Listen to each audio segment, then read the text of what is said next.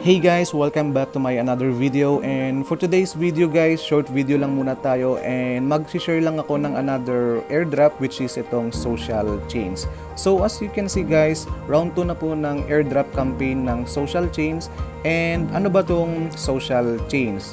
So SocialChains is a global social economy platform that puts users first and center.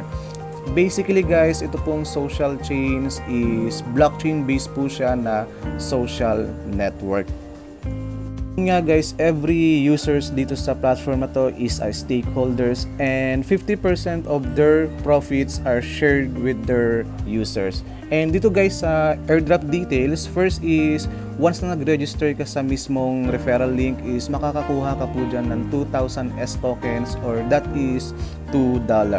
Then, kapag ka-in-update mo yung profile mo sa platform, makakakuha ka dyan ng 1,000 S tokens or equivalent to $1.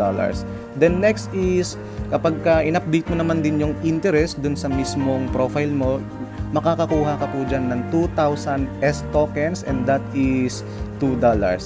Then, next is yung KYC Verification or Know Your Customer. So kapag ka na-approve yung KYC Verification nyo rito guys is makakakuha po kayo rito or makaka-receive po kayo rito ng 5,000 S tokens or that is equivalent to $5. So dito po guys, required po ang KYC para magkaroon kayo ng full access sa website nila, and yung current market price ng token dito is every 1,000 S tokens is equals to 1 SOCT or that is equivalent to $1. And dito guys, you will be able to trade or sell your S tokens or SOCT after na malisted sila sa exchanger. And meron din silang referral system where you will receive 1,000 S tokens or that is equivalent to $1 for every referral. And the good thing din dito guys is there is no minimum or maximum limits for the number of referrals, so you can invite and earn as many as you want. So bali dito guys, yung round 2 ng airdrop dito sa SocialChains is matatapos po yan once na ma-reach nila yung 26,000 participants.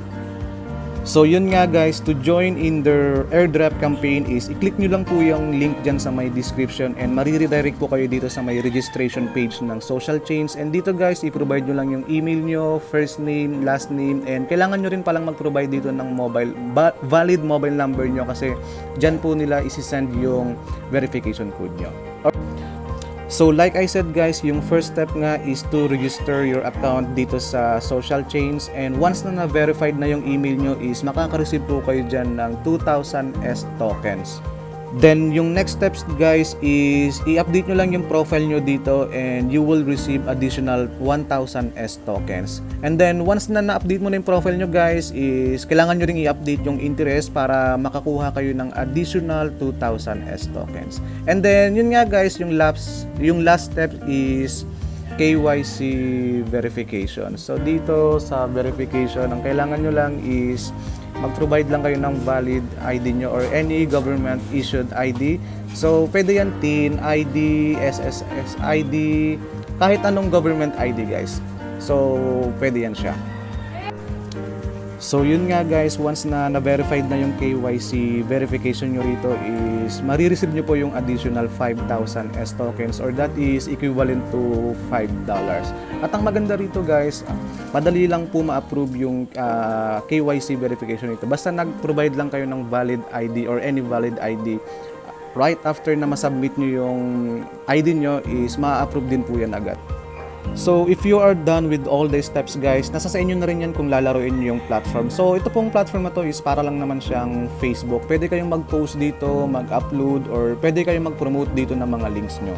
Alright guys, so yun lang muna for today, and please don't forget to subscribe and hit the notification bell para updated kayo sa mga next upload ko.